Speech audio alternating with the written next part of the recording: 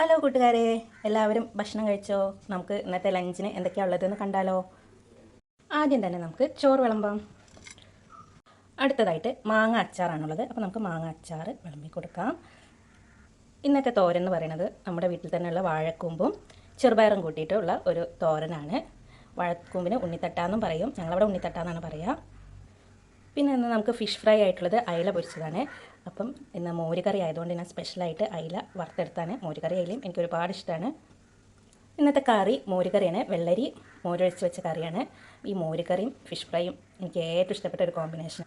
പിന്നെ അതാ ചെറിയൊരു സലാഡ് ഉണ്ട്. നമ്മുടെ കക്കിരി, ക്യാരറ്റ്, സവാളയും പച്ചമുളകും ഇട്ടിട്ട് പിന്നെ തൈരും ഉപ്പും കൂടി ചേർത്ത് ചെറിയൊരു സലാഡാണ്. അത് നമുക്കിവിടെ ഒഴിച്ചു കൊടുക്കാം.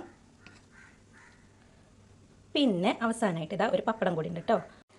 അപ്പോൾ ഇതാ ചോറും മോരുകറിയും അയില പൊരിച്ചതും വാഴക്കൂമ്പിൻ ചെറുപയറും ചേർത്ത ഉപ്പേരിയും പിന്നെ ഇതാ മാങ്ങച്ചാറും സലാഡും പപ്പടം ഒക്കെ ചേർത്ത് നമുക്ക് ചോറ് കഴിക്കാം.